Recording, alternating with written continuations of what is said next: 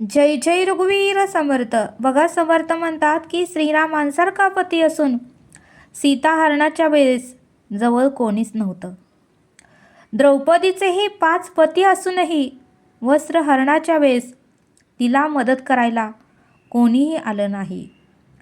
तसं राजा दशरथालाही 4 पुत्र होते, पण अंतसमयी जवळ कोणीच नव्हतं. आणि लंकाधीश रावणाजवळ सुद्धा सर्व काही होतं, पण मरताना मात्र जवळ कोणीही नव्हतं. आणि म्हणूनच समर्थ म्हणतात की या जगात काय आपलं असेल तर कर्म आपले असतात. आणि म्हणूनच समर्थ म्हणतात की कर्म चांगला करण्याचा प्रयत्न करा, असं समर्थांनी आपल्याला इथे सांगितलं. समर्थ म्हणतात की डोळा जगातील प्रत्येक गोष्ट पाहू शकतो. आपला डोळा जगातील प्रत्येक गोष्ट पाहू शकतो, पण जर आपल्याच डोळ्यात काही गेलं तर ते आपण पाहू शकत नाही.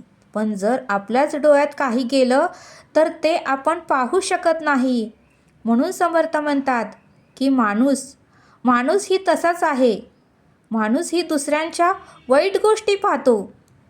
माणूस ही दुसऱ्याच्या वाईट गोष्टी पाहतो, पण स्वतःतल्या वाईट गोष्टी त्याला कधीच दिसत नाहीत. फक्त इतरांचे दोष काढत राहतो, इतरांची निंदा करत राहतो.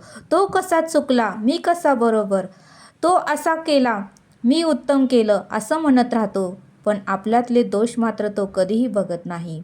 म्हणून समर्थ म्हणतात की दुसऱ्याकडे 1 बोट केलं की आपल्याकडं 4 बोटं होतातच. दुसऱ्याला काळं पाजण्यापूर्वी आपल्या हाताला काळं लावून घ्यावंच लागतं. दुसऱ्याला आरे म्हणलं की तो कारे म्हणणारच आहे, असं समर्थांनी आपल्याला इथे सांगितलं.